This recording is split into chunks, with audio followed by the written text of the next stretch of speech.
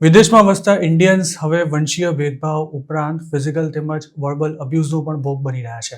હાલમાં જ આયર્લેન્ડમાં ઇન્ડિયન્સ પર અટેક થઈ રહ્યા હોવાની એક પછી એક ઘટના બનતા ત્યાં રહેતા ઇન્ડિયન્સમાં ભયનો માહોલ છે.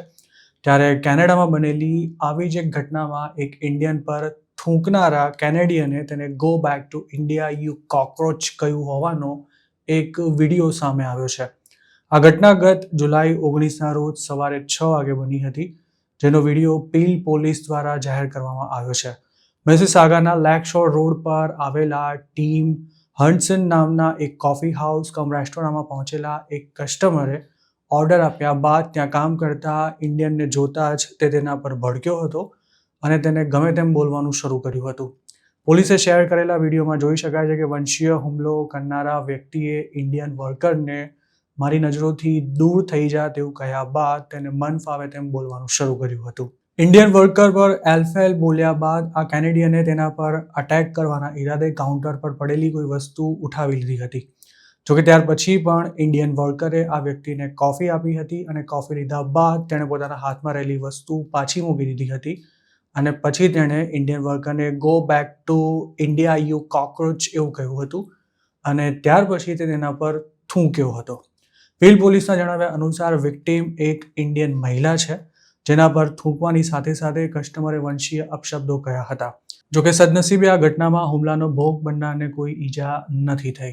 હુમલો કરનારા વ્યક્તિની ઓળખ નથી થઈ શકી, પરંતુ વિડીયોમાં દેખાય છે તે પ્રમાણે આ વ્યક્તિ કોકા-કોલા લખેલી ઓરેન્જ કલરની ટી શર્ટ અને બેસબોલ કેપ પહેરીને કોફી શોપમાં આવ્યો હતો. આ વ્યક્તિ ત્યારબાદ વ્હાઇટ કલરની કોમર્શિયલ ટ્રક લઈને રવાના થઈ ગયો હતો. પોલીસે તેને ટ્રેક કરવા માટે આ વિસ્તારમાં લાગેલા સીસીટીવી કેમેરા ચેક કરવાનું શરૂ કર્યું છે. જોકે હજુ સુધી આરોપીની ટ્રકની લાયસન્સ પ્લેટ પણ નથી ઓળખી શકાઈ. પોલીસે તેનો જે વિડીયો જાહેર કર્યો છે તેમાં ઓડિયો પણ સામેલ છે, કારણ કે આરોપીનો ચહેરો સ્પષ્ટ ન દેખાતો હોવાથી અવાજ દ્વારા તેની ઓળખ કરવાના પ્રયાસ પણ ચાલી રહ્યા છે. કેનેડામાં જ હજુ જુલાઈ 29ના રોજ એક ઇન્ડિયન કપલ સામે 3 કેનેડિયન ટીનેજર્સે બીભત્સ ચેનચાળા કરવાની સાથે ન કહેવાના શબ્દો કહી તેમને ઇન્ડિયા પાછા જતા રહેવા માટે જણાવ્યું હતું.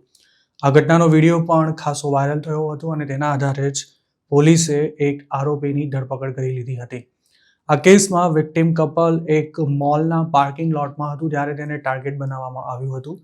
જોકે આરોપીઓનો બહાદુરીથી સામનો કરતા વિક્ટિમે પોતાની કારની બહાર નીકળીને આરોપીની ગાડીની લાયસન્સ પ્લેટ ઉપરાંત તેમના ચેનચાળાનો વિડીયો પણ લઈ લીધો હતો અને તેને સોશિયલ મીડિયા પર પણ શેર કરવામાં આવ્યો હતો.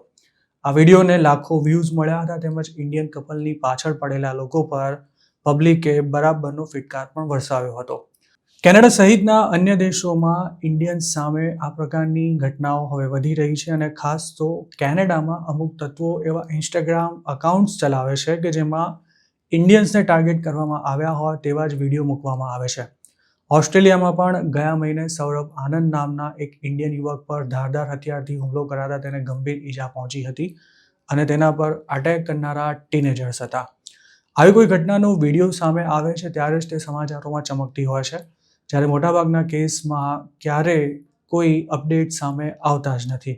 ટાર્ગેટેડ અટેક ઉપરાંત ઇન્ડિયન્સને રોજબરોજની લાઈફમાં પણ રેસિઝમ સહન કરવું પડતું હોય છે, જેના વિશે ક્યારેક લોકો સોશિયલ મીડિયા પ્લેટફોર્મ્સ પર પોતાનો અનુભવ પણ શેર કરતા રહે છે. જેમ કે ન્યૂયોર્કમાં રહેતા એક ઇન્ડિયન સ્ટુડન્ટને તેની બિલ્ડિંગમાં રહેતી એક મહિલાએ એવો સવાલ પૂછ્યો હતો કે તેને હજુ સુધી ડિપોર્ટ કેમ નથી કરાયો. તેવી જ રીતે કેનેડામાં રહેતી એક યુવતીએ રેડિટ પર લખેલી પોસ્ટમાં એવું જણાવ્યું હતું કે તેને ફ્લુઅન્ટ ઇંગ્લિશ બોલતી સાંભળીને એક કેનેડિયન મહિલાએ આશ્ચર્ય વ્યક્ત કરતા એવું કહ્યું હતું કે તું આવું ઇંગ્લિશ અને લાઇફસ્ટાઇલ કેનેડા આવીને જ શીખી હોઈશ. મહત્વની વાત એ પણ છે કે હવે ટીનેજર્સ પણ ઇન્ડિયન્સને ટાર્ગેટ કરી રહ્યા છે અને તેમની આવી હરકતોથી ઉશ્કેરાઈને જો કોઈ ઇન્ડિયન સ્વબચાવમાં પણ તેમની સાથે ઝપાઝપી પર ઉતરી આવે તો તે પોતે પણ મોટી પ્રોબ્લેમમાં મુકાઈ શકે છે.